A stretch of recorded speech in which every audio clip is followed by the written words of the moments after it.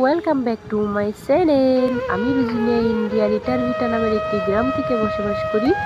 Village style blog আমার চ্যানেলের নাম। ভিলেজের কামকাজ, ভিলেজের মানুষের জীবনযাপন, বসবাসের উপরে আমি ভিত্তি করে ভিডিও বানাই। বন্ধুরা, ভিডিওটা স্কিপ করে না চলে যেয়ে কিছুটা সময় দেখতে থাকো। তোমার ভিডিওটা কেমন লাগলে সেটা একটু কমেন্ট করে বলো। আর ভিডিও ভালো লাগলে অবশ্যই পাশে থাকো, সঙ্গে থাকো। Thank you so much. তো আমি শুরু করলাম এবার আমার আজকের ব্লগ ভিডিও সকাল 5টায় থেকে। সকালে ঘুম থেকে উঠে আমি আগে ঘরটা ঝাড় দিয়ে মুখ টুক ধুয়ে নিছি। তারপর আমি চোখ খেতে পাচ্ছি জাল, সেই জালটা ফেলাইছি, জালটা তুলতে চলে গেলাম।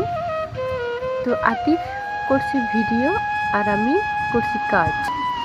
জালটা দেখে আসলাম, তো দেখলাই 3-4টা।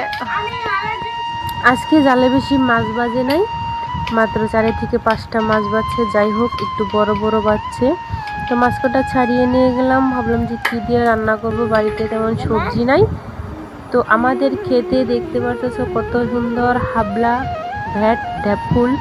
তো ওগুলার ডাঁটি তো খাওয়াই যায়, জানোই তোমরা। তো ওগুলা তোলা শুরু করে দিলাম। ফুলগুলা দেখে তো অনেক সুন্দর লাগছে। তার মানে সকাল সকাল ফুলগুলা সুন্দর হয়ে ফুইটা রয়েছে, মধ্যে আবার মৌমাছি ইয়ে মধু নিয়ে গেতেছে। ধীরে ধীরে চলনা সে। ভালো লাগলে প্লিজ অবশ্যই পাশে থেকে একটু কমেন্ট করো, স্কিপ করে চলে যেও না বন্ধুরা প্লিজ। এই যে দেখতে পাচ্ছ, দেখতেই মনটা ভরে গেছে হয়তো তোমাদের, কত সুন্দর ফুল। তো এইখানে আবার জালটা ভালো করে ধুয়ে নিলাম, হাবলা দিয়ে ওখানে রাইকা জাল দিয়ে সুন্দর করে ধুয়ে নিলাম। বাসায় নিয়ে যাই কী করবো, 2 থেকে 4টা মাছ বাজলো তো পেটটা চলে যাবে, তাই না? তো পেটের যোগান তো ধরতেই হবে, বাড়িতে বসে থাকলে তো আর হবে না। সেই জন্য আবারও জালটা এক জায়গা থেকে উঠিয়ে ভালো করে ধুয়ে ক্লিন করে আরেক জায়গায় তেমন সুন্দর করে পাইতে ধুয়ে দিলাম। বাসায় চলে আসলাম, আইসা তোমার গা গোসল ধুয়ে নিলাম, কটা কাপড় চোপড়ও ধুয়ে নিলাম, নিয়ে তারপরে মাছটি কাটবার বসে পড়লাম। মাছটি কাটা শেষ করে মাছটি ধুয়ে ঠুয়ে সুন্দর করে ধুয়ে একটু লবণ ছিটিয়ে ধুয়ে দিলাম।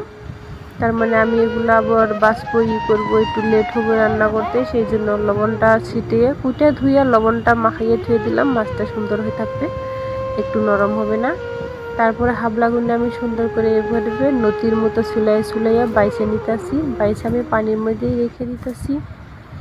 একসাথে 2-3টা করে বাছতেছি, কি করব, সময় নাই, একা হাতে সব কিছুই করতে হয়।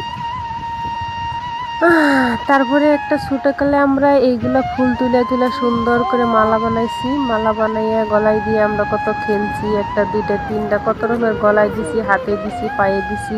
এমনি কথা মনে হইলে আহারে বন্ধুরা কত স্মৃতি। এই যে দেখো, ছোটবেলার কথা মনে হওয়ার সঙ্গে সঙ্গে আমি একটা মালা বানিয়ে ফেললাম চট করে। মালাটা এবার আমি গলায় পইরে নিব, নিয়ে তারপরে কাজ কাম শুরু করবো। মনের মধ্যে একটু এনার্জি ফুর্তি থাকবে। কেমন লাগলো বন্ধুরা, তোমরা একটু মালা বানিয়ে থাকো। যা বর্ষাকালে এইসব হয়, যাদের এখানটা বর্ষাকাল আছে তারাই পাবে ফুলগুলো। আর বাজারেও ধরো এখনকার যুগে এভেলেবল সব কিছুই পাওয়া যায়, বাজারেও কিনে পাওয়া যাবে।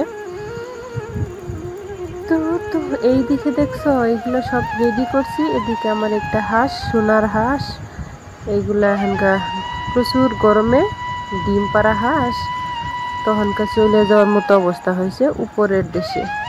তাড়াতাড়ি করে ওরে ফ্রাই করে নিতেছি, সুন্দর করে আগে বানিয়ে নিব, তারপরে সে ফ্রাই করবো। আহারে সোনা গো, আহারে গো সর্বনাশ, আহারে ঝুলির মধ্যে কত সুন্দর আন্ডা দেখা। আহারে আজকে রাতে পারতো গো, আন্ডাগুলো কি বাদ দিয়েছি মহব্বত, মানে মনে করেছে কাইন্দে দিয়ে হন এরকম অবস্থা লাগতেছে। আহারে আন্ডা, আঁশটা ছোটো বড় থাকা, হারে গো আসে মানে হইতো না জানো কি, এই যে আসে ডেইলি আন্ডা করতো, ডেইলি একদিনও খোয়ার বাদ দিত না গো সোনা। হারে কম একদমই খারাপ হয়েছে গো, আল্লাহ যে কাম গুলো করে থেকে থেকে। লা ইলাহা ইল্লাল্লাহু মুহাম্মাদুর রাসূলুল্লাহ। তো হাঁসটাকে ভালো করে সুন্দর পরিপাটি করে একদম সুন্দর করে কাইটে বেছে নিলাম। তারপরে কাঁচামরিচ, পেঁয়াজ, তেল ছেল মশলাপাতি সব দিয়ে হাঁসের মাংসটা মাইখা 2 থেকে 4 মিনিট রেখে দিয়েছিলাম। দিয়ে হাত পা একটু ধুয়ে তারপর কড়াইটা গরম করে তার মধ্যে পেঁয়াজ দিয়ে তারপরে আমি তোমার হাঁসের মাংসটা ঠাস করে ঢেলে কষিয়ে নিলাম। এদিকে ভাতটাও হয়ে গেছে, কষানো হয়ে গেছে। তারপর আমি ডিমটা দিয়ে তারপরে পানিটা দিয়ে দিলাম। এবার সুন্দর করে ফুটফুট করে হইতে থাকুক। আমি একটু ঘর ঠর গুছিয়ে নিই, ঘর ঠর ঝাড় দিয়ে নিই, থালা বাটিগুলো আবার একটু ধুয়ে নিব। এইদিকে দেখো আহারে খাওয়াটা শুরু করে দিল আর পাপ্পা। তো আমি আবারও গেলাম তোমার এই যে খোয়ারে কয়টা আন্ডা আছে ওই আন্ডাগুলো নিতে গেলাম, ডিমগুলো নিয়ে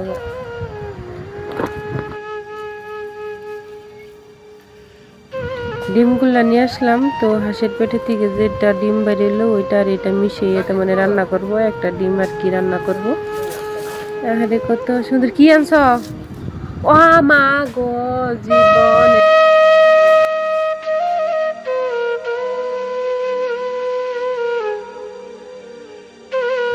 তো আন্ডাগুলো নিয়ে হার টাইমে চোখে পড়লো এই যে উস্তা গাছ। তো উস্তা গাছটার একটু জাংলা দিমো, অন্যদিন একটা ভিডিও বানাবো, টিনের বেড়ার মধ্যে কেবা করে উঠবো, কিছু মাথায় দেওয়ার আছে না। তো আন্ডাগুলো নিয়ে চলে আসলাম ফুল বাগানে, ডেপের ফুল দিয়ে রেখে দিচ্ছি। কিন্তু ঘরে নাই কাঁচা মরিচ, তো ঘরের পাশে কিছু মরিচ গাছ বুনছিলাম, হয়তো তোমরা জানো, আর আগে করে মরিচ গাছের অনেক ভিডিও আমি বানাইছি। তো মরিচ গাছ থেকে 2-4টা মরিচ তুলে নিয়ে আসলাম, আর ঘরেও কয়টা আসাল মিশিয়ে সুন্দর করে কাইটে নিলাম মরিচ পিসগুলা। আর এই যে ঢেপ ফুলের যেগুলো পাখি, এই পাখিগুলো সুন্দর করে কুচকুচ করে ভুজিরি করে নিতেছি। ভুজিরি করে এর মধ্যে কাঁচা মরিচের কুচি আর পেঁয়াজের কুচি সুন্দর করে দিয়ে, তারপরে ডিম কটা ভাইঙ্গা একটু লবণ দিয়ে হলুদের ভাগি দিয়ে একটু টেস্ট করিয়া তারপরে এটাকে কড়াইতে ভেজে নিতেছি।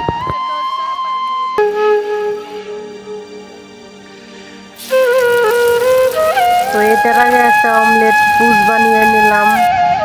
তারপরে এই যে দেখছো অমলেট পুষটা, আর এন্দুরের বাচ্চাটা এলো বিয়ে বানিয়ে তারপরে খাইছে, সুন্দর দেখো ভাজা হয়ে গেল।